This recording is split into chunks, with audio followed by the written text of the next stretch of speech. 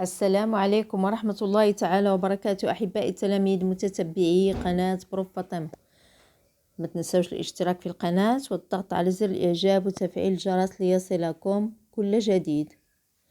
Aujourd'hui, on va faire la page 42 et 43 du Mon éveil scientifique, la 5e année primaire.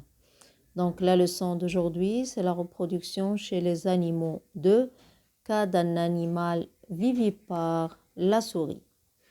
Donc, j'observe, l'image représente un autre mode de naissance. Regardez un autre mode de naissance. Donc, regardez ici, c'est la femelle et avec ses petits. Donc, quel est le mode de la reproduction chez les animaux vivipares? Donc, on passe. Donc, pour qu'il y ait naissance, il faut un mâle et une femelle de la même espèce et qu'il y ait accouplement pour qu'il y ait naissance. C'est ça le mode de reproduction chez les animaux vivipares. Donc, on passe à l'activité 1. Les organes génitaux, c'est chez les vivipares, exemple la souris. Donc, le document 1, il montre le mâle, la femelle et leurs petits. Dans le document 2, qu'est-ce qu'on voit? On voit un appareil génital mâle d'une souris mâle. Regardez ici, on a les reins, on a l'urétère, comme vous voyez l'urétère. On a ici, c'est la vessie. Donc, qu'est-ce que vous voyez ici? Ce sont les testicules. 1, ce sont les testicules. 2, c'est le sperméducte. 3, c'est le pénis. Et aussi, on a ici un testicule et l'urètre. Comme vous voyez, l'urètre, c'est l'appareil génital mâle d'une souris mâle. Pour l'appareil génital femelle, vous voyez l'appareil génital femelle d'une souris femelle. Donc, on a ici aussi c'est les reins, l'urétère, la vessie. On a ici A, c'est les ovaires. B, c'est l'oviducte. C, c'est l'utérus. D, c'est le vagin. Et le vulve. À la fin, c'est le vulve. Donc, c'est l'appareil génital femelle d'une souris femelle. Donc, comme vous voyez,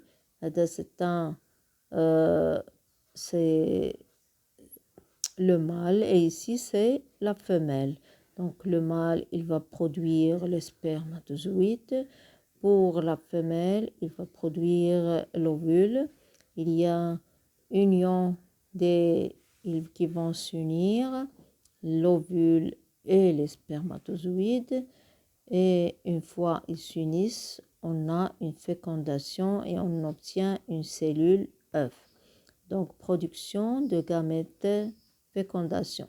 Donc, A, c'est la production de gamètes qui sont les spermatozoïdes et les ovules. Et B, c'est la fécondation. Donc, on va passer à la page 43.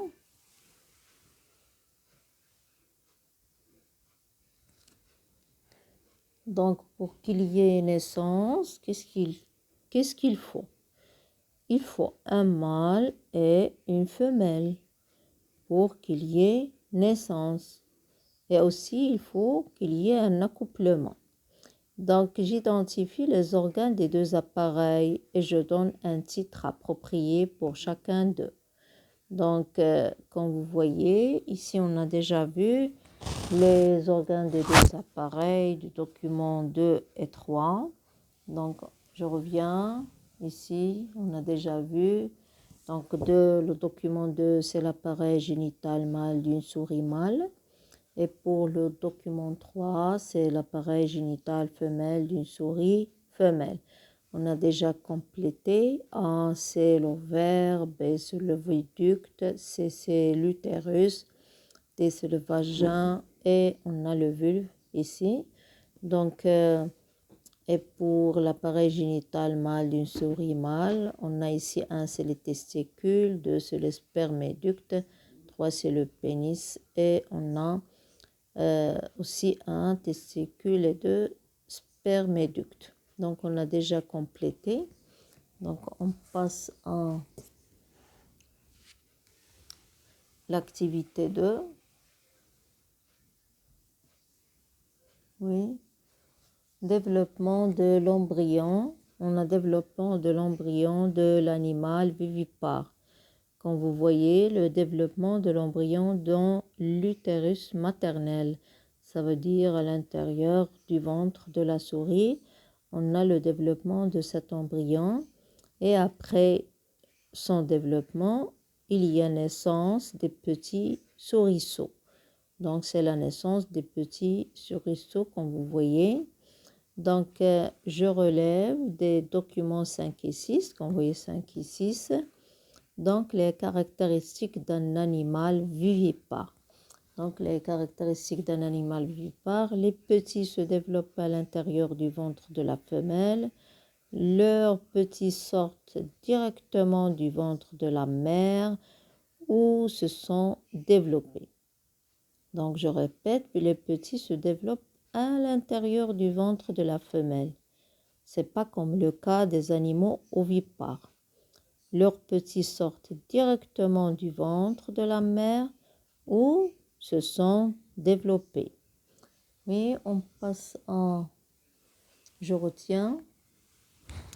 Pour qu'il y ait naissance, il faut un mâle et une femelle de la même espèce et qu'il y ait accouplement.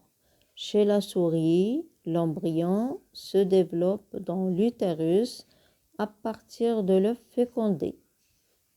Donc, c'est un animal vivipare, comme les autres mammifères, le chat, le cheval, le chien, ainsi de suite. Les vivipares et les ovipares sont deux modes de reproduction.